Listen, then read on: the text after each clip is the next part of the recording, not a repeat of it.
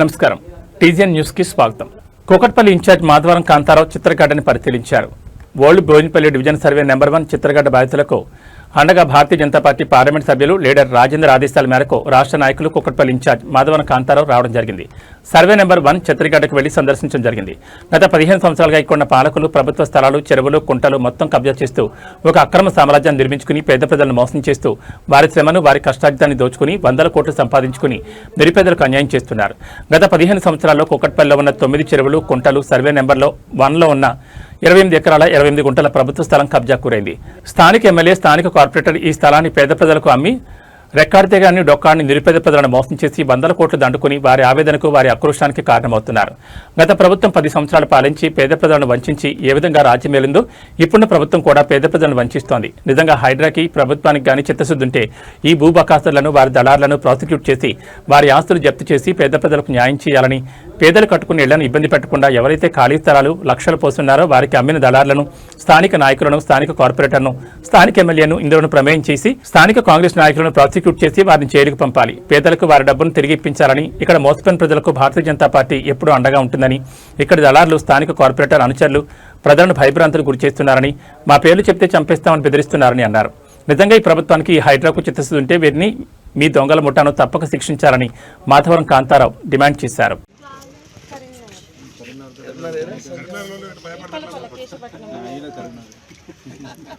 ఉత్తర తెలంగాణ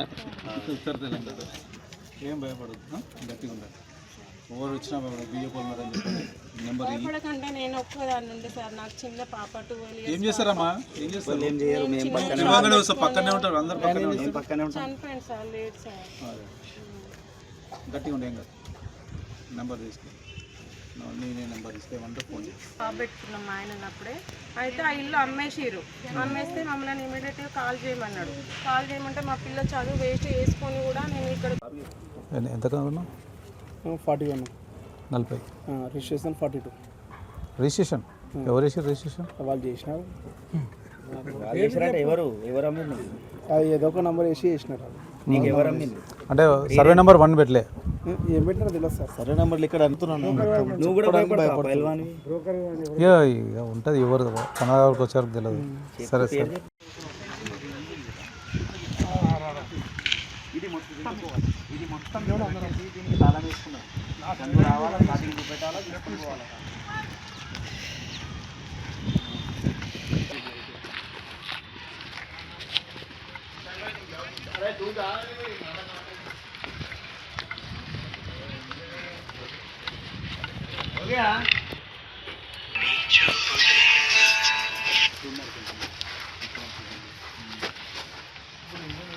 చిన్న కవరేజ్ మళ్ళీ వేస్తారు.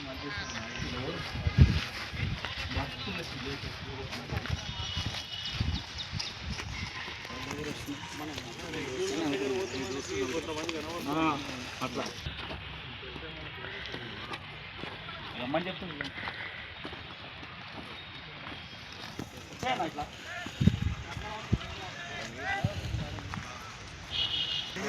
నువ్వు కూడా రామ్మా. అమ్మా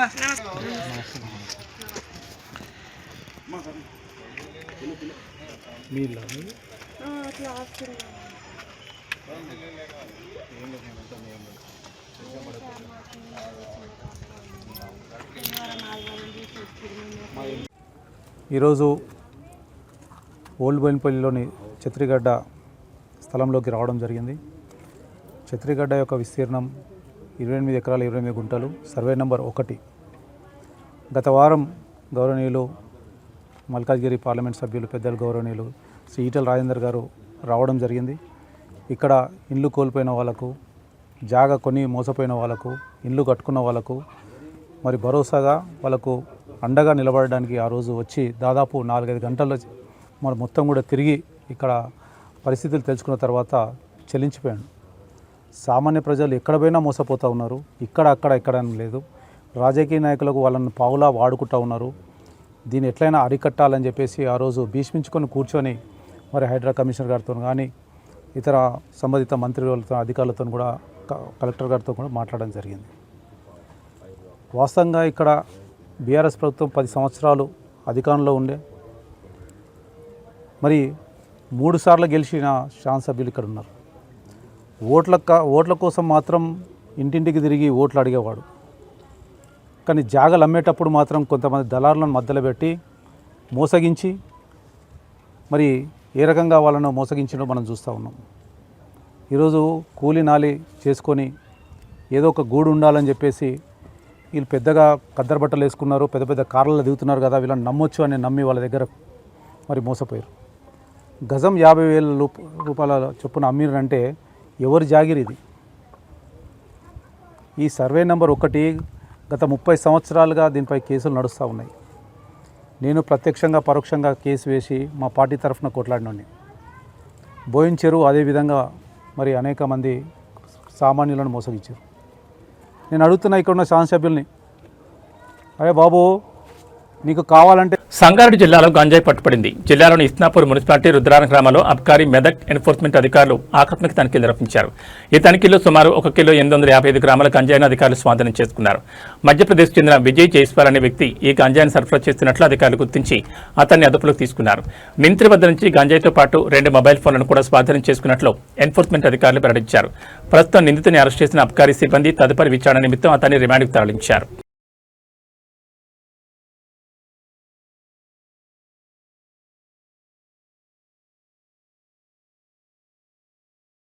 నర్సాపూర్ మున్సిపల్ మాజీ వైస్ చైర్మన్ నహీముద్దీన్, మాజీ వార్డు మెంబర్ నాగరాజ్కోట్ జన్మదిన వేడుకలు నర్సాపూర్ పట్టణంలోని ఎమ్మెల్యే సునీత లక్ష్మారెడ్డి నివాసంలో శనివారం నాయకులు, కార్యకర్తలు ఘనంగా నిర్వహించారు. ఈ సందర్భంగా ఎమ్మెల్యే సునీత లక్ష్మారెడ్డి వారికి సాలువా కప్పి కేక్ కట్ చేయించి జన్మదిన శుభాకాంక్షలు తెలిపారు. ఈ కార్యక్రమంలో మండల అధ్యక్షులు చంద్రశేఖర్, పట్టణ అధ్యక్షులు భిక్షపతి, కౌన్సిలర్ మొహిస్, నాయకులు సత్యం గౌడ్, బాలరెడ్డి, జ్ఞానేశ్వర్, ప్రసాద్, మహిపాల్ రెడ్డి, ఆనంద్, మహమ్మద్ తదితరులు పాల్గొన్నారు.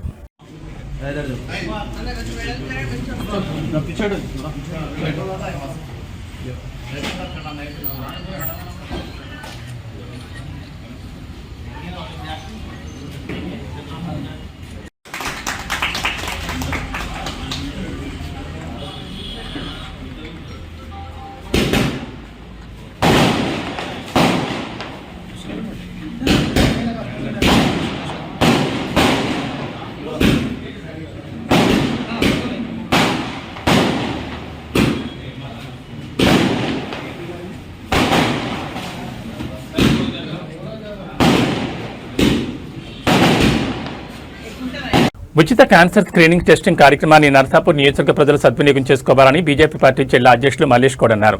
శనివారం ఆయన నర్సాపూర్ ప్రభుత్వ ఆసుపత్రి వద్ద విలేకరులతో మాట్లాడుతూ మెదక్ ఎంపీ రఘునందన్ రావు సౌజన్యంతో ఆదివారం నర్సాపూర్ ప్రభుత్వ ఆసుపత్రిలో సిసిరా హాస్పిటల్ వారి సహకారంతో డాక్టర్ సింధు మాధవని ఆధ్వర్యంలో ఉచిత క్యాన్సర్ స్క్రీనింగ్ టెస్టింగ్ సెంటర్ నిర్వహించనున్నారు.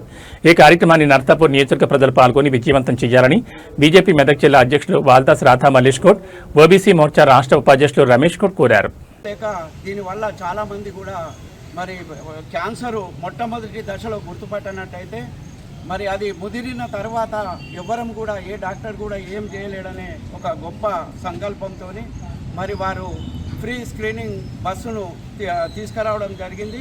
అందులో భాగంగా రేపు ఉదయం నర్సాపూరు మరి ప్రభుత్వ హాస్పిటల్కు ఈ యొక్క బస్సు రావడం జరుగుతుంది. కాబట్టి ఇక్కడ డాక్టర్ల పర్యవేక్షణలో ఈ యొక్క స్క్రీనింగ్ జరుగుతుంది. కాబట్టి అందరూ కూడా నర్సాపూరు ప్రాంత ప్రజలంతా కూడా వచ్చి ఇక్కడ రోగ నిర్ధారణ, క్యాన్సర్ రోగ నిర్ధారణ మీరందరూ కూడా చేయించుకోవాలని చెప్పి మనవి చేస్తూ మరి రఘునందన్ రావు గారు ఈ యొక్క గొప్ప సంకల్పంతో తలపెట్టిన ఈ కార్యక్రమంలో ఇక్కడ ఉన్న నాయకులంతా కూడా వచ్చి అందరం కూడా ఈ యొక్క పరీక్షలు చేయించుకుంటే చాలా బాగుంటుందని చెప్పి తెలియజేస్తూ రేపు అందరం కూడా ఉదయం 9 గంటలకు ప్రభుత్వ హాస్పిటల్ కాడికి చేరుకోగలరని చెప్పి మనవి చేస్తున్నాం. సిద్దిపేట జిల్లా గజ్వేల్ ప్రజ్ఞాపూర్ మున్సిపాలిటీ పరిధిలోని పద్మశాలి జయంతి సహకార సంఘం ఎన్నికలకు సంబంధించి గత 3 రోజుల నుంచి నామినేషన్ ప్రక్రియ కొనసాగుతుందని, శనివారం రోజు 3 గంటల వరకు నామినేషన్లు పూర్తయినట్లు ఎన్నికల అధికారి చిన్నాల గౌతమ్ తెలిపారు. ముఖ్యంగా 236 మంది ఓటర్లు చేనేత సహకార సంఘంలో ఉన్నారని, వారిలో మొత్తం 9 మంది డైరెక్టర్ పోస్టులు ఉన్నాయని, వాటిలో 2 మహిళలకు 7 పురుషులకు ఈ డైరెక్టర్ పదవులు ఉంటాయని, నేటి వరకు నామినేషన్ ప్రక్రియ ముగిసే వరకు 3 మహిళలు 22 మంది పురుషులు నామినేషన్ దాఖలు చేయడం జరిగిందని తెలిపిన ఎన్నికల అధికారి ఈ రోజు గజ్వేల్ పట్టణంలోని చేనేత సహకార సంఘంలో మాజీ పద్మశాలి సంఘం అధ్యక్షుడు గాడిపల్లి శ్రీనివాస్తో పాటు మరికొంతమంది నామినేషన్ దాఖలు చేయడం జరిగిందని, ముందుగా చేనేత విగ్రహానికి పూలమాలలు వేసి ఎన్నికల రిటర్నింగ్ అధికారికి నామినేషన్ పత్రాలు సమర్పించారు. ఈ సందర్భంగా అధ్యక్షుడు తలకొక్కుల దుర్గాప్రసాద్, ఆడేపు బాలచంద్రం మరియు గాడిపల్లి శ్రీనివాసులు మాట్లాడుతూ పద్మశాలి సంఘం చేనేత సహకార సంఘాలకు సంబంధించి సంఘ అభివృద్ధి చేసే వ్యక్తులను చూసి తమ అమూల్యమైన ఓటు వేయాలని, చేనేత సంఘం అభివృద్ధి దిశలో నడవాలని సంకల్పంతో పద్మశాలి సహకార సంఘం కోసం కష్టపడి పనిచేసే వారికి మీ అమూల్యమైన ఓటు వేసి గెలిపించాలని తెలిపారు. కాకపోతే ఇప్పుడు నిలబడేటువంటి మన ఈ డైరెక్టర్లు అందరూ ముఖ్యంగా పని చేసేటట్టుగా చూసి వారికి ఖచ్చితంగా ఎన్నుకొని వాళ్ళను మనము మన గజ్వల్ చేనేత సహకార పారిశ్రామిక సంఘంను అభివృద్ధి చేసి అభివృద్ధి దిశలో మార్చేటట్టుగా చూసుకొని మనం అందరం వాళ్ళకు కూడా సహకరించాలని మనవి. ఎన్నో ఏళ్ల తర్వాత 12 సంవత్సరాల తర్వాత చేనేత సహకార సంఘం ఎన్నికల గురించి ఎదురు చూస్తున్నాం. ఈరోజు అవకాశం వచ్చింది. ఎందుకంటే చేనేత సహకార సంఘము అభివృద్ధి అనేది ఇంతవరకు డెవలప్మెంట్ అనేది గతంలో పెద్దలు చేశారు, కానీ 12 ఏళ్ల నుంచి అయితే స్తంభించిపోయింది. కావున ఇంకా అభివృద్ధి నిధులు 18 లక్షల నుంచి 20 లక్షల వరకు నిధులు ఉన్నాయని అధికారులు తెలిపినారు. ఇంకా బయట నుంచి ప్రభుత్వం నుంచి కూడా అందరి పెద్దల సహకారంతో అమౌంట్ తీసుకొచ్చి ఇక్కడ ముందట ఉన్న షట్టర్లు కానీ మీద ఒక కమ్యూనిటీ హాల్ టైప్ కట్టుకున్న మన నేత కార్మికులు కానీ మన కుల బంధువులు అందరూ కూడా పనికొస్తుంది. ఈసారి ఈ నామినేషన్లు ఎంతోమంది వేయడం జరిగింది. నేను నేత కార్మికులు తరఫున నేను మాట్లాడేది ఏంటంటే పద్మశాలి కుల బాంధవులందరికీ మరియు ఓటర్ మహాశయులందరికీ విజ్ఞప్తి చేస్తున్నా, మీరు ఎవరైతే పని చేస్తారో వాళ్ళను చూసి ఎన్నుకోగలరని నా యొక్క మనవి. ఎందుకంటే ఈసారి నేనేం ఎన్నికల్లో లేను. నేను ఇప్పుడు మన దగ్గర 230 మంది సభ్యులతోని ఎలక్షన్లు జరుపుతున్నాయి. అందులో మంచి యువత, సీనియర్లు అందరూ కలిసి నామినేషన్స్ ఒక 20-25 వరకు ఇవ్వడం జరిగింది. ఇది ఒక మంచి పరిణామము. మన సంఘం డెవలప్మెంట్కు ఐకమత్యంగా ఉండాలని నా యొక్క సూచన. నేను గతంలో మాజీ అధ్యక్షునిగా పనిచేశాను. వర్తక సంఘం అధ్యక్షునిగా 5 ఏళ్లు పనిచేశాను. మాజీ అధ్యక్షుడు బీఆర్ఎస్ గవర్నమెంట్లో ఉన్నప్పుడు 1,70,00,000 నేను ఫంక్షన్లకు తేవడం జరిగింది. నేను సమయం అనేది ఎట్లేసానో మా కుల బాంధవులకు, కుల పెద్దలకు అందరికీ తెలుసు. ఇప్పుడు నేను ప్రస్తుతం మాత్రము కాంగ్రెస్ పార్టీలో ముఖ్య నాయకునిగా ఉన్నాను. దయచేసి మా కుల పెద్దలకు అందరికీ కులం బాగు గురించి, కుల అభివృద్ధికి ఆలోచన చేయండి. ఎందుకంటే నేను అందరి ముందు పాత్రికేయుల ముంగట, అందరి పెద్దల ముంగట కూడా మాటిస్తున్నాను. నాకు ఈ అవకాశం ఇస్తే మాత్రము నేను పద్మశాలి సంఘానికి మీద ఆఫీస్ ఉంటట్టు వెంటనే స్లాబ్ వేసి ఒక హాల్ కడతాను. ఇవి ఎప్పుడు కూర్తాయో తెలియ ఈ షెటర్లన్నీ కూడగొట్టి ప్రభుత్వ మా నర్సారెడ్డి గారి ఆధ్వర్యంలో ఫండ్స్ తెచ్చి ఖచ్చితంగా ఈ షెటర్లన్నీ ఇప్పిస్తానని మీకు అందరికి హామీ ఇస్తున్నాను. ఇంకా మిగిలిపోయిన మా పద్మశాలి ఫంక్షన్ హాలు 75% అయిపోయింది. నాయంలో దుర్గాప్రసాద్ గారి హయాంలో అయిన పనే. మళ్ళా ఇప్పుడు దానికి ఇంకా ఏ పని కాలేదు. దయచేసి నన్ను ఇట్లా కుల బాంధవులందరూ గెలిపిస్తే ఒక 6 నెలల లోపల దాన్ని మంచి అందంగా చేసి నేను ఏ ఫండ్స్ తక్కువన్నా బాధ్యత వహించి నేను మా ప్రభుత్వంతో అండతో నేను ఫండ్స్ రిలీజ్ చేపించి అది నేను కంప్లీట్ చేసి ఇస్తాను. ఈ పనులు చేస్తాను. ఎందుకంటే గవర్నమెంట్ నాది ఉన్నది కాబట్టి నేను తప్పనిసరి చేస్తాను. నన్ను నమ్మండి. మీ అందరి ముంగట కూడా నేను చెప్తున్నాను, కులంకు ఆలోచించండి, కులం డెవలప్మెంట్ ఆలోచించండి. రాజకీయాలు. తెలంగాణ సాయుధ రైతాంగ పోరాట తొలి అమరుడు దొడ్డి కొమరయ్య అని అదనపు కలెక్టర్ నగేష్ అన్నారు. తొలి సాయుధ పోరాట యోధుడు దొడ్డి కొమరయ్య 81వ వర్ధంతి సందర్భంగా శనివారం మెదక్ సమీకృత కలెక్టరేట్ కార్యాలయంలో జిల్లా వెనుకబడిన తరగతుల అభివృద్ధి శాఖ ఆధ్వర్యంలో నిర్వహించిన కార్యక్రమంలో అదనపు కలెక్టర్ నగేష్ దొడ్డి కొమరయ్య చిత్రపటానికి పూలమాలలు వేసి ఘనంగా నివాళులర్పించారు. ఈ సందర్భంగా ఆయన మాట్లాడుతూ యువత దొడ్డి కొమరయ్య జీవితాన్ని ఆదర్శంగా తీసుకుని సమాజాభివృద్ధి కృషి చేయాలని తెలిపారు. ప్రభుత్వం నుంచి బడుగు బలహీన వర్గాలకు అన్ని విధాలా సహాయ సహకారాలు అందిస్తున్నట్టు తెలిపారు. ఈ కార్యక్రమంలో డీఆర్ఓ అంబాదాస్ రాజేశ్వర్, డిపిఓ యాదయ్య, గిరిజన సంక్షేమ అధికారి నీలిమ, డీఈఓ రాజు, బీసీ సంక్షేమ అధికారులు, వివిధ సంఘాల నాయకులు పాల్గొన్నారు.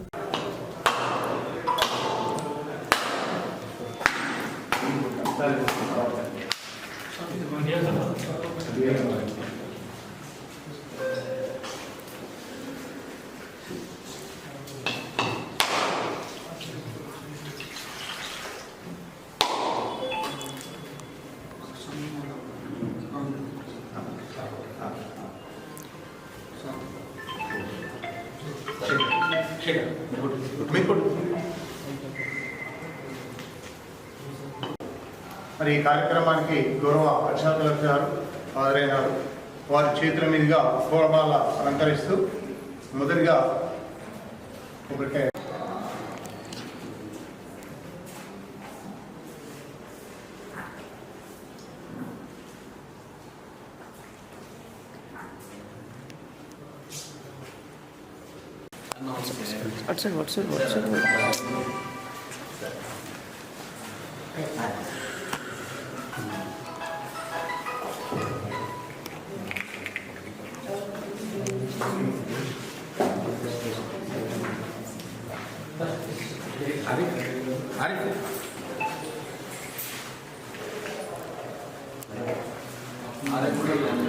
ఫిక్షన్ ఒక ఫోటో తీసాను.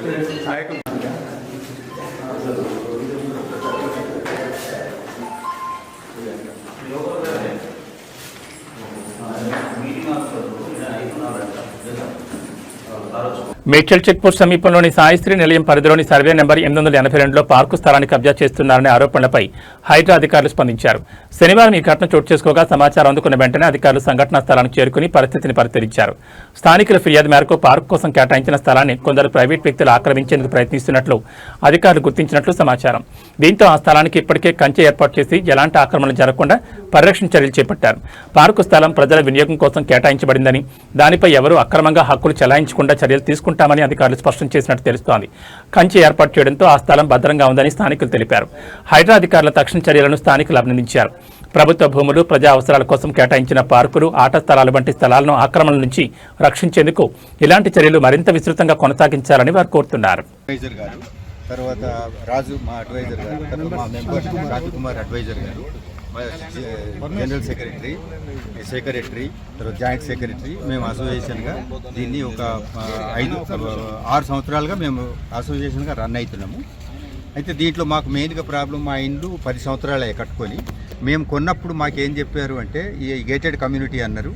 తర్వాత ఇంటర్నల్ డ్రైనేజ్ ఉన్నది, దీని అవుట్లెట్ ఏది అంటే 2 ప్లాట్లు సపరేట్గా తీసి సెప్టిక్ ట్యాంకు దాని ట్రీట్మెంట్ ఇచ్చి మేము పంపిస్తామని చెప్పారు. అది అవి తర్వాత ఏమైందంటే మేము కొనుక్కొని ఇల్లు కట్టించుకున్న తర్వాత ఆ 2 ప్లాట్లు కూడా అమ్ముకున్నారు. తర్వాత పార్కుకు 6 ప్లాట్లు అని చెప్పారు. 111 ఉంది, 116, 6 ప్లాట్లు పార్క్ అన్నాడు వితౌట్ రోడ్. అది రోడ్ లేదు దానికి, కాబట్టి పార్క్ అని మేము నమ్మినాము.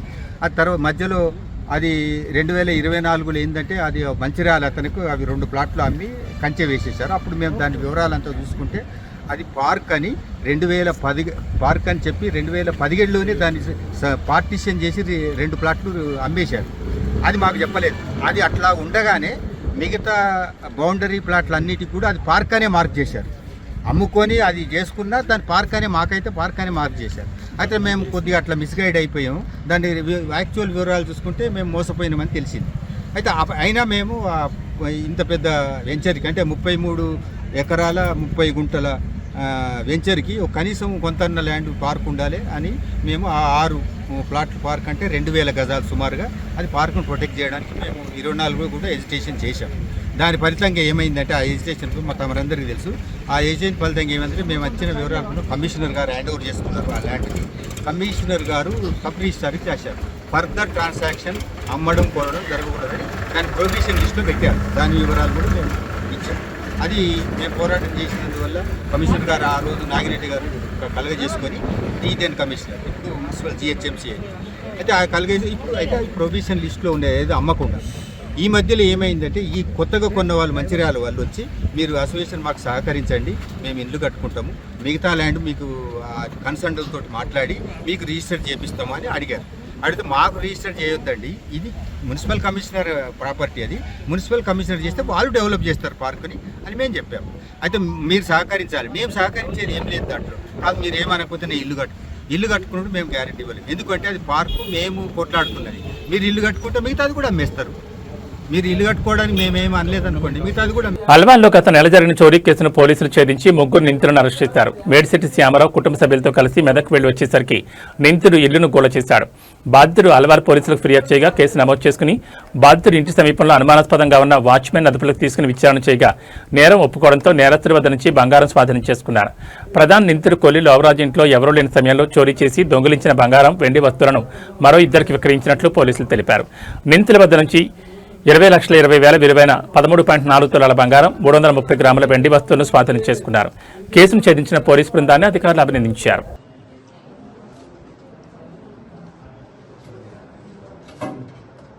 అల్వాల్ పోలీస్ స్టేషన్ పరిధిలో ఈ నెల 27వ తారీఖు నాడు మేడిశెట్టి శ్యామరావు, ఇతను చంద్రపురి కాలనీలో ఉంటాడు. ఇతను కంప్లైంట్ ఇవ్వడం జరిగింది. ఇతను 3వ తారీఖు అంటే జూన్ 3వ తారీఖు నాడు ఇతను ఫ్యామిలీ అంతా కలిసి వీళ్ళ నేటివ్ ప్లేస్ మెదక్ వెళ్ళటం జరిగింది. వెళ్ళేటప్పుడు లాక్ వేసుకొని వెళ్ళిన తర్వాత 27th నాడు రిటర్న్ వచ్చినాక చూసుకుంటే ఈ లాక్ బ్రేక్ అనేది జరగటం అయింది. అదేవిధంగా లోపల అల్మారా కూడా లాక్ కూడా అది కూడా ఓపెన్ చేయబడి ఉన్న తర్వాత ఇతను వెరిఫై చేస్తే దాదాపు 1300 తులాల గోల్డ్ ఆర్నమెంట్స్, అదేవిధంగా 330 grams సిల్వర్ ఐటమ్స్ థెఫ్ట్ అయినట్లు గమనించి మన అల్వాల్ పోలీస్ స్టేషన్లో కంప్లైంట్ ఇవ్వడం జరిగింది. ప్రశాంత్ ఇన్స్పెక్టర్ కేసు రిజిస్టర్ చేసిన తర్వాత మన డిటెక్టివ్ ఇన్స్పెక్టర్ వీరబాబుకి ఈ కేసు అనేది ఇన్వెస్టిగేషన్ హ్యాండ్ ఓవర్ చేయడం జరిగింది. ఇన్వెస్టిగేషన్లో భాగంగా ఈ సీన్ ఆఫ్ అఫెన్స్ విజిట్ చేయడం, క్లూస్ టీమ్ తోటి అన్ని కూడా మైన్యూట్గా వెరిఫై చేసిన తర్వాత అనుమానితుల్ని వెరిఫై చేసి తర్వాత ఫైనల్గా ఈ యొక్క ఇంటికి ఆపోజిట్లో లోవరాజ్ అని ఇతను వాచ్మెన్గా పనిచేస్తాడు. ఇతన్ని అనుమానం మీద తీసుకొని ఇంట్రాగేషన్ చేసిన తర్వాత ఈ గోల్డ్ ఆర్నమెంట్స్, అదేవిధంగా సిల్వర్ ఆర్నమెంట్స్, ఈ థెఫ్ట్ ఇతనే దొంగతనం చేసినట్లు నేరం ఒప్పుకున్నాడు. తర్వాత దానికి సంబంధించిన టోటల్ గోల్డ్ ఐటమ్స్, ఆర్నమెంట్స్ అన్ని కూడా రికవరీ చేయడం జరిగింది. గోల్డ్తో పాటు సిల్వర్ కూడా రికవరీ చేయడం జరిగింది. అయితే ఈ డిటెక్షన్లో భాగంగా మన డిఐ వీరబాబు, అదేవిధంగా కోకటపల్లి జాతీయ రహదారిపై ఫర్నిచర్ షాప్లో అగ్ని ప్రమాదం. స్థానికుల సమాచారంతో అప్రమత్తమైన అగ్నిమాపక సిబ్బంది 3 ఫైర్ ఇంజిన్ల సహాయంతో మంటలను అదుపులోకి తీసుకొచ్చారు. అర్ధరాత్రి కావడంతో ఎలాంటి ప్రాణ నష్టం జరగలేదు. పూర్తి వివరాలు ఇంకా తెలియాల్సి ఉంది.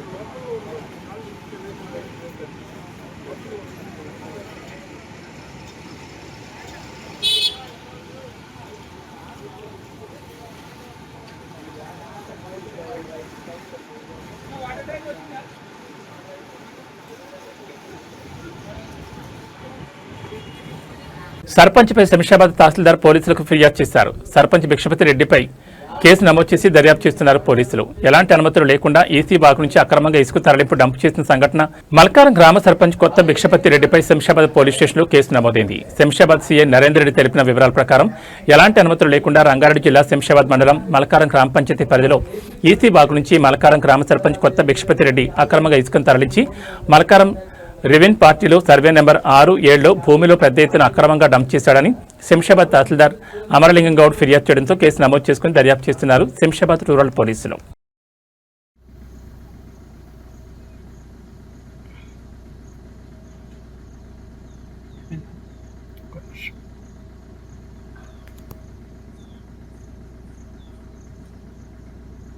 పోలీస్ సిబ్బంది సంక్షేమం కోసం కూకట్పల్లిలోని ఎన్కేఎన్ఆర్ గార్డెన్లో ఆర్థిక నిర్వహణపై అవగాహన సదస్సు నిర్వహించారు. బాలనగర్ డీసీపీ రితిరాజ్ సూచన మేరకు కూకట్పల్లి సీఐ సుబ్బారావు ఆధ్వర్యంలో ఈ కార్యక్రమం నిర్వహించారు. దీనికి ముఖ్య అతిథిగా ఏసీపీ నరేష్ రెడ్డి, ముఖ్య వక్త డి శ్రీధర్రావు హాజరయ్యారు. ఈ కార్యక్రమానికి Balanagar division law and order traffic wing AR ఫోర్స్కు చెందిన 125 మంది సిబ్బంది హాజరయ్యారు. ఈ సందర్భంగా మాట్లాడుతూ సిబ్బందికి స్మార్ట్ ఫైనాన్షియల్ ప్లానింగ్, పొదుపు, పెట్టుబడులు మరియు ఆర్థిక మోసాల పట్ల అప్రమత్తమై అవగాహన కల్పించామని, ప్రతి ఒక్కరూ వారి కుటుంబ భద్రత కోసం ఆదాయ పొదుపు మార్గాలను ఎన్నుకోవాలని సూచించారు. ఈ కార్యక్రమంలో కూకట్పల్లి బాల బాలానగర్, అల్లాపూర్ స్టేషన్ల ఎస్హెచ్ఓలు, డిఐలు, ఎస్ఐలు పాల్గొన్నారు. తెలియదు, ఇంట్లో వాళ్ళకి తెలుస్తుంది. ఎట్లా తెలుస్తుంది వాళ్ళకి ఏ స్కీమ్ ఉందనేది? అందుకనే మనం తీసుకున్న ప్రతి హెల్త్ స్కీము, ప్రతి ఇవన్నీ టర్మ్ ప్లాన్స్ కానీ ఏవైనా సరే అన్నీ కూడా వాళ్ళకి షేర్ చేయాలి. మీరు ప్రతిదీ డిక్లేర్ చేయాలి. ఇంకోటి మ్యూచువల్ ఫండ్లో కూడా ఉంది, మోస్ట్ ఇంపార్టెంట్గా మీ పోర్ట్ఫోలియో మీకు అలర్ట్ కాదు. నామినీ 100% IRDA రూల్ ప్రకారం చేసింది. అండ్ ఇంకోటి మ్యూచువల్ ఫండ్ని ఎవరంటే మానిటర్ చేస్తారంటే సెబీ, అంటే securities exchange board of India. ఇది మ్యూచువల్ ఫండ్. అంటే మీ అందరికి ఎందుకంటే రెగ్యులర్ మీటింగ్ లెక్క కూర్చోకండి. మీ బెనిఫిట్ కోసం మీకు మంచి కావాలి, ఎవరికి ఏమి కావద్దని అందరం ఉంటాం. సమ్ టైమ్స్ సడన్గా జరుగుతుంటుంది. జరిగినప్పుడు ఫ్యామిలీ ప్రొడక్షన్ కోసం చెప్పే ప్లాన్స్ ఉంటాయి. ఇవన్నీ దాన్ని తెలియకపోతే మళ్ళా సార్ నెంబర్ ఇస్తారు, తెలుసుకోండి. దానివల్ల ఎవరికి మీరు అనుకుంటారు ఇవన్నీ కమిషన్, ఎవరికి ఏమీ రాదు. ఓన్లీ మనము మన ఫ్యామిలీ బెనిఫిట్, ఓన్లీ మీ ఫ్యామిలీ, ఎవరికి రాదు. మీ భార్యకి మీ పిల్లలకు మాత్రమే బెనిఫిట్ ఉంటుంది. దాన్ని దృష్టిలో పెట్టి చేసేది ఎన్ని ఫ్యూచర్ ప్లాన్స్. ఓకేనా? సాటర్డే పరేడ్ అయిన తర్వాత మా బాలానగర్ డివిజన్లోని 3 పోలీస్ స్టేషన్ సిబ్బంది, అల్లాపూర్, కూకట్పల్లి, బాలానగర్ సిబ్బంది వాళ్లకు ఈ ఫైనాన్షియల్ మేనేజ్మెంట్ మీద ఒక ఫైనాన్షియల్ అడ్వైజర్ శ్రీధర్ రావు గారితో ఒక మంచి క్లాస్ చెప్పించారు. దీనికి ముఖ్యంగా మా డీసీపీ మేడం రితిరాజ్ గారు ప్రత్యేక శ్రద్ధ వహించి ఈరోజు ఈ ఫైనాన్షియల్ అడ్వైజర్ గారిని ఇక్కడికి పంపడం జరిగింది. తద్వారా మా సిబ్బంది అందరికీ కూడా వాళ్ళు వచ్చే సాలరీస్ను ఏ విధంగా సద్వినియోగం పరచుకోవాలి, ఏ విధంగా దాన్ని సేవ్ చేసుకోవాలి, ఏ విధంగా ఇన్వెస్ట్మెంట్స్ చేయాలి, ఏ విధంగా ఖర్చులు పెట్టుకోవాలి, ఫ్యూచర్ జనరేషన్ కొరకు ఎలా ఉండాలి అని చెప్పేసి చక్కగా చెప్పడం జరిగింది.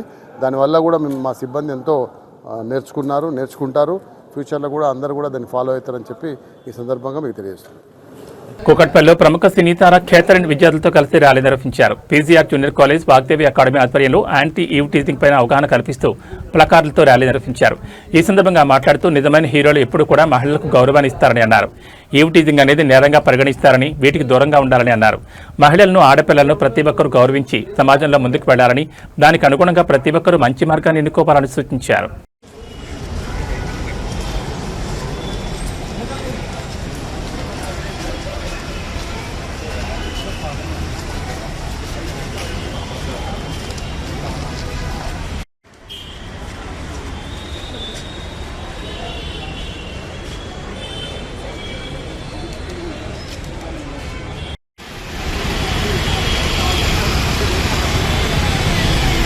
బ్రో వెనక్కి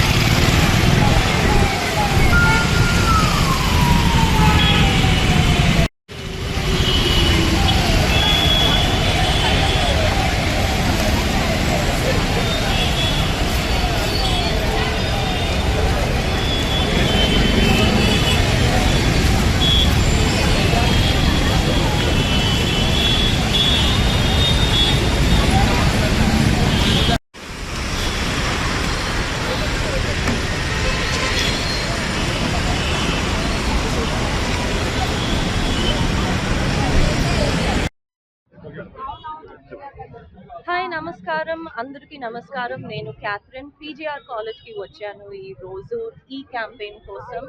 it's about eve teasing and how it's a menace to society.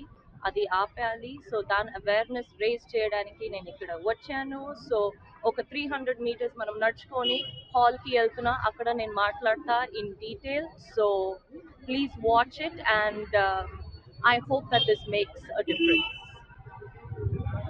అధిక వడ్డీలు ఇస్తామంటూ నమ్మబలికి అమాయక ప్రజల నుంచి వేల కోట్ల రూపాయలు వసూలు చేసి చేతులెత్తేసిన కిసాన్ పరివార్ సంస్థల నిర్వాహకుడు భూపాల్ నాయక్ ఉదంతం వెలుగులోకి వచ్చింది. Kisan Parivar limited, Kisan Parivar industries, shares Bazar పేరిట కంపెనీలను స్థాపించిన భూపాల్ నాయక్ పెట్టుబడిదారులను భారీగా ఆకర్షించి చివరికి బోర్డు తిప్పేశాడు. ఈ భారీ కుంభకోణానికి సంబంధించి గుజరాత్ పోలీసులు గతంలోనే భూపాల్ నాయక్ పై లుకౌట్ నోటీసులు జారీ చేశారు. కాగా 10 రోజుల క్రితం శంషాబాద్ ఎయిర్పోర్ట్లో నిందితుని అదుపులోకి తీసుకున్న శంషాబాద్ పోలీసులు తదుపరి విచారణ నిమిత్తం అతన్ని గుజరాత్ పోలీసులకు అప్పగించారు. ప్రస్తుతం నిందితుని గుజరాత్ నుంచి హైదరాబాద్కు తీసుకొచ్చినట్లు సమాచారం. తమకు జరిగిన అన్యాయంపై బాధితులు శనివారం సైబరాబాద్ సిపి కార్యాలయంలో ఫిర్యాదు చేశారు. 2022 నుంచి తాము ఈ సంస్థలో పెట్టుబడి పెడుతున్నామని, ప్రారంభంలో ఏడాది పాటు సక్రమంగానే వడ్డీలు చెల్లించి ఆ తర్వాత నమ్మించి ముంచేశారని మీడియా ముందు బాధితులు ఆవేదన వ్యక్తం చేశారు. ఈ ఘోరంపై స్పందించిన పోలీసులు విషయాన్ని ప్రభుత్వం దృష్టికి తీసుకెళ్తామని బాధితులకు హామీ ఇచ్చారు. ఈ కుంభకోణంలో దేశవ్యాప్తంగా సుమారు 6,000 మంది బాధితులున్నట్లు తెలుస్తోంది. కేవలం 2 తెలుగు రాష్ట్రాల్లోనే దాదాపు 1,200 మంది వరకు మోసపోయారు. మధ్యతరగతి ప్రజలే లక్ష్యంగా ఈ మోసం సాగింది. నా కూతురి పెళ్లి కోసం దాచుకున్న డబ్బులన్నీ ఎక్కువ వడ్డీ వస్తుందనే ఆశతో ఇందులో పెట్టుబడి పెట్టాను. తీరా వీళ్లు బోర్డు తిప్పేయడంతో వేరే దారి లేక అప్పులు చేసి కూతురి పెళ్లి చేయాల్సి వచ్చింది. మాలాంటి మధ్యతరగతి వాళ్ళంతా రోడ్డున పడ్డారు. ప్రభుత్వం చొరవ తీసుకుని మాకు న్యాయం చేయాలి. కంపెనీల పేరిట వేల కోట్లు వసూలు చేసిన ఈ భారీ స్కామ్పై పోలీసులు లోతుగా విచారణ జరుపుతున్నారు. యూట్యూబ్ చూస్తుండగా యూట్యూబ్లో వచ్చింది ఇట్లాగా మేము షేర్ మార్కెట్లో మేము ఫండింగ్ పెడతాము, మీకు డివిడెంట్ల కింద ఇస్తాము అని. మేము వాళ్ళు అసలు ఎవరిని అప్రోచ్ చేయలేదు. వాళ్ళే మేము చూస్తుంటే మాకు కాల్ చేశారు వాళ్ళ ఏజెంట్లు, ఆఫీస్ వాళ్ళు. మీకు ఇట్లా రూల్స్ అండ్ రెగ్యులేషన్స్ ఇట్లా ఉంటాయని అని ఫోన్ చేశారు నాకు మా హస్బెండ్కి. అయినాము ఇది అంత నమ్మశక్యంగా లేదు అదంటే వాళ్ళ దగ్గర ఫండింగ్ పెట్టిన వాళ్ళ చేత మాకు ఫోన్ చేపించి మాట్లాడిచ్చారు. ఇట్లా మేము పెట్టాను సార్ 2 years నుంచి మాకు కరెక్ట్గా వస్తున్నాయి ఇదేదని చెప్తే నేను పెట్టాం, మా హస్బెండ్ పెట్టామండి. పెడితే 22 May నుంచి పెట్టాము మేము. 24 October వరకు ఇచ్చారు. మేము మా ఫండింగ్ మేము తీసేసుకున్న అలా పెంచుకుంటూ వచ్చారు మా వారు. మాకు పెంచిన విషయం మాకు తెలీదు. కొంచెం అమౌంట్ అని సంగతి తెలిసింది. చివరికి అది 71 lakhs వరకు వచ్చింది. మేము మనీ మాకు దానికి పాలసీ టైం అయిపోయింది. మేము డబ్బులు తీసుకునే టైంకి ఆయన అక్టోబర్ నుంచి ఇవ్వడం మానేశాడు. June 31st ఇస్తా అన్నాడు. మేము 2-3 సార్లు కలిసాం, ఒకసారే కలిసారు ఆయన. మీకు పోలీస్ కేసు పెడతామంటే మీ డబ్బులు మీకు రావు, మీరు పెట్టకుండా ఉంటేనే మీ డబ్బులు మీకు ఇస్తానని చెప్పాడు ఆయన. మళ్ళీ మార్చిలో కూడా మేము వెళ్ళినా కూడా ఆయన మాకు అపాయింట్మెంట్ ఇవ్వలేదు. మాకు అప్పుడు తెలిసింది ఇది మేము చాలా ప్రాబ్లంలో ఇరుక్కున్నాము అని. ఇవి వస్తున్నాయి కదా, డివిడెంట్లు వస్తున్నాయి కదా అని మేము సైట్స్ మీ బంగారం లోన్ పెట్టాం. దీంట్లోనూ మేము ఇప్పుడు ప్రాబ్లం ఫేస్ చేయాల్సి వస్తుంది. మాధవి. నేను నా ఫ్రెండ్ ద్వారా నాకు ఈ కంపెనీ గురించి తెలిసింది 22లో తెలిసింది. ఆయన అప్పటికే కొంత అమౌంట్ దాంట్లో ఇన్వెస్ట్ చేస్తున్నాడు. నాకు చెప్తే నేను కూడా ఆయన ద్వారా తెలుసుకుని ఒక 2 crores వేరే ఫేజుల్లో పెట్టాను. నేను పెట్టిన తర్వాత మొన్న అక్టోబర్ వరకు కొంచెం పేమెంట్స్ బాగానే ఇచ్చారు. కానీ మాకు పెట్టుబడి పెట్టినప్పుడు మాకు ఆల్గో ట్రేడింగ్ అని చెప్పాడు. మాకు ఇంట్రెస్ట్ అని ఏం చెప్పలేదు మాకు. తర్వాత ఆయనకి సెబీలో ప్రాబ్లం అయిన తర్వాత 24లో దాన్ని ఇంట్రెస్ట్ కింద కన్వర్ట్ చేశాడు. మాకు టీడీఎస్లు కూడా కట్ చేసి ఇచ్చేవాడు. మాకు ఇంట్రెస్ట్ల కిందనే టీడీఎస్ కట్ చేసి ఇచ్చేవాడు. సడన్గా అక్టోబర్ నుంచి పే అవుట్స్ ఆపేశాడు మాకు. సో ఆయన ఒక 6 నెలలు వెయిట్ చేయమన్నాడు. మేము మార్చి వరకు వెయిట్ చేసాం. తర్వాత మాకు తెలిసింది ఇది స్కామ్ అవుతుందని తెలిసింది. తర్వాత మేము చిన్నగా ఎంక్వైరీ చేస్తే ఈయన కిసాన్ పరివారం, ఐపీఓ ఇవన్నీ స్టోరీస్ చెప్పేవాడు. అవన్నీ ఫేక్డు. ఈయనకు ఉండేది 100 ఎకరాలు కిసాన్ పరివారం మహబూబాబాద్లో. అది అంతా తిప్పి కొడితే 15 కోట్లు చేసేది. ఈయన దాదాపు ఇప్పుడు ఏసీపీ గారిని కలిసాము. ఆయన ఏసీపీ గారు చెప్తున్నారంటే త్రూఅవుట్ ఇండియా 6,000 మంది విక్టిమ్స్ ఉన్నారు దీంట్లో అని చెప్తున్నారు. అయితే మొన్న గుజరాత్ పోలీసులు ఇతని మీద ఎఫ్ఐఆర్ ఫైల్ చేసి 3 మార్లు బిల్ రిజెక్ట్ అయింది. మొన్న July 1st charge sheet file చేసిన దాకా ఇంకా బెయిల్ ఇవ్వద్దని చెప్పి కేసును డిస్పోజ్ చేసేసింది గుజరాత్. అయితే ఇప్పుడు మన యూడబ్ల్యూ పోలీసులు ఆయన గుజరాత్ నుంచి ట్రాన్సిట్ మీద తీసుకొస్తున్నారు హైదరాబాదు. రేపు మండే కానీ ట్యూస్డే కానీ ప్రొడ్యూస్ చేస్తాం కోర్టులో. తర్వాత మేము కస్టడీ తీసుకుంటాము. అప్పుడు అన్ని ఎంక్వైరీ చేసి మేము మొత్తం ఆయన మీద ఎట్లా సెక్షన్లు పెట్టాలి ఏందని ఏసీబీ గారు ఒక అష్యూరెన్స్ ఇచ్చారు ఇప్పుడు సార్ని కలిస్తే. నగరంలోని కీలక ప్రాంతమైన బొటానికల్ గార్డెన్ నుండి మసీదు బండ వైపు వెళ్లే ప్రధాన రహదారిలో రోడ్డు విస్తరణ పనులు ప్రారంభమయ్యాయి. హైడ్రా మరియు సీఎంసీ సిబ్బంది సంయుక్తంగా ఈ విస్తరణ పనులను చేపట్టారు. రోడ్డు విస్తరణలో భాగంగా రహదారికి ఇరువైపులా ఉన్న అక్రమ నిర్మాణాలను, ఆక్రమణలను అధికారులు జేసీబీల సహాయంతో కూల్చివేస్తున్నారు. ముఖ్యంగా శ్రీరామ్ నగర్ కాలనీ ఏ బ్లాక్ మరియు బి బ్లాక్ పరిధిలో రోడ్డును ఆనుకుని నిర్మించిన తాత్కాలిక షెడ్లను, వాణిజ్య ఆక్రమణలను సిబ్బంది పూర్తిగా తొలగించారు. ఎలాంటి అవాంఛనీయ సంఘటనలు జరగకుండా మరియు స్థానికుల నుంచి నిరసనలు వ్యక్తమవకుండా పోలీసులు భారీ బందోబస్తును ఏర్పాటు చేశారు. పోలీసు రక్షణ నడుమ ఈ కూల్చివేతలు, రోడ్డు విస్తరణ పనులు కొనసాగుతున్నాయి. ఈ విస్తరణ పనుల కారణంగా బొటానికల్ గార్డెన్ నుంచి మసీద్ బండ వరకు వెళ్లే దారిలో వాహనాలు భారీగా నిలిచిపోయాయి. కిలోమీటర్ల మేర ట్రాఫిక్ జామ్ ఏర్పడడంతో వాహనదారులు, ఆఫీసులకు వెళ్లే ఉద్యోగులు తీవ్ర ఇబ్బందులు ఎదుర్కొంటున్నారు. ప్రయాణికులు ప్రత్యామ్నాయ మార్గాలను ఎంచుకోవాలని, ఈ మార్గంలో వచ్చేవారు కాస్త ఓపికతో వ్యవహరించాలని ట్రాఫిక్ పోలీసులు సూచిస్తున్నారు.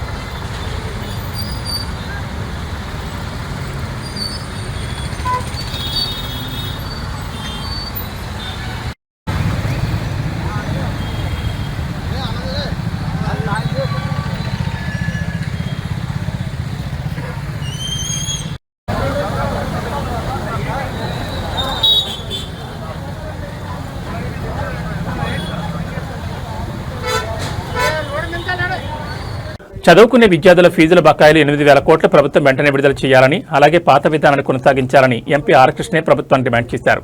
ఫీజుల బకాయిలు చెల్లించాలని హైదరాబాద్ హైయర్ ఎడ్యుకేషన్ కౌన్సిల్ను బీసీ విద్యార్థులు ముట్టడించారు.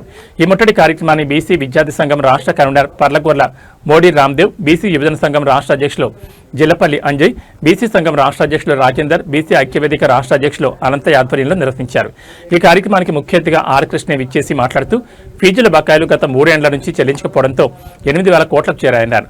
ప్రభుత్వానికి అన్ని ఖర్చులకు ఖర్చు చేయడానికి 1,000 కోట్లు వస్తున్నాయి. విద్యార్థులకు చదువుకోవడానికి ఎందుకు ఇవ్వడం లేదని ప్రశ్నించారు. ఇంజనీరింగ్, ఫార్మసీ, ఎంబీఏ, ఎంసీఏ కోర్సులు పూర్తయిన వేలాది విద్యార్థులకు సర్టిఫికెట్లు ఇవ్వడం లేదన్నారు. రాష్ట్ర ప్రభుత్వం ప్రతిష్టకు పోకుండా బీసీ, ఈబీసీ, ఎస్సీ, ఎస్టీ విద్యార్థుల భవిష్యత్ దృష్టిలో పెట్టుకుని వెంటనే 8,000 కోట్ల రూపాయలను విడుదల చేయాలని ప్రభుత్వాన్ని కోరారు.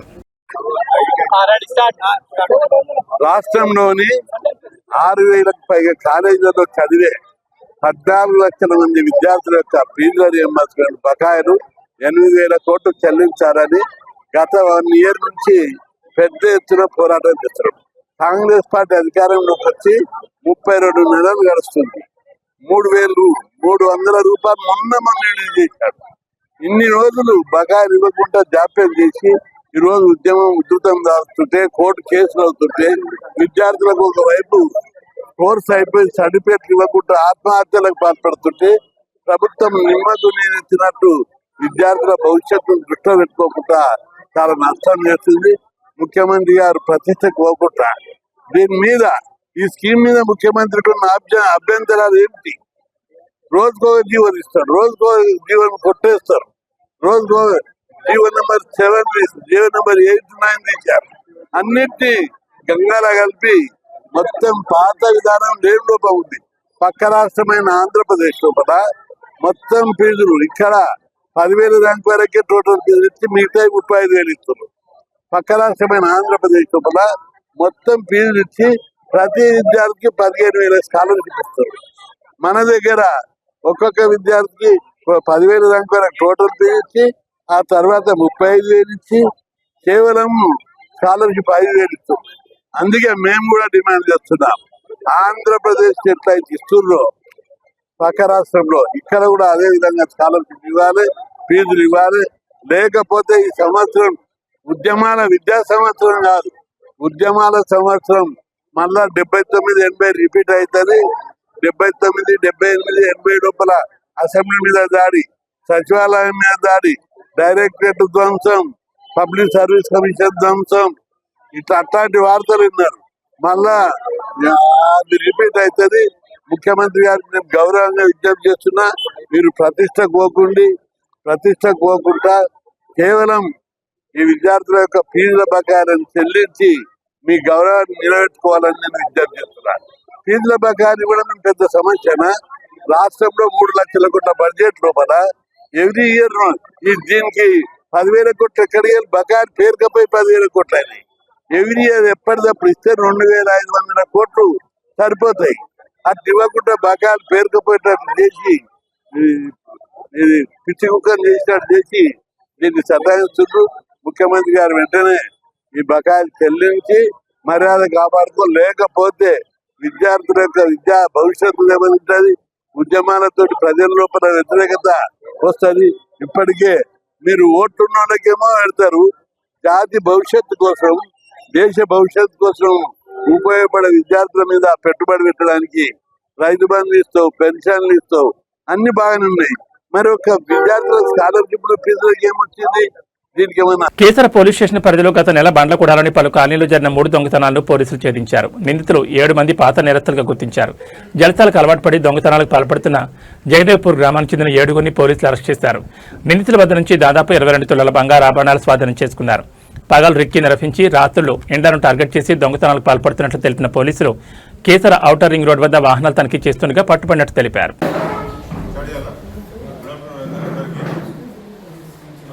ఈరోజు కీసర పోలీసులు మరియు మన CCS team, CCS Malkajgiri team ఇద్దరు సౌజన్యంతో ఇద్దరు కంబైన్డ్ వర్క్ చేసినందువల్ల మనకు రాత్రి వేళల్లో చోరీలకు పాల్పడే ఒక గ్యాంగ్ను టోటల్గా 7 మెంబర్సు, అందులో మెయిన్ A1 డబ్బేట బాలలింగం, నేను గజ్వేల్ రెసిడెంట్, ఇతను పాత నేరస్తుడు. వీళ్ళ టీం మొత్తాన్ని అరెస్ట్ చేయడం జరిగింది. 7 మెంబర్స్ టోటల్గా.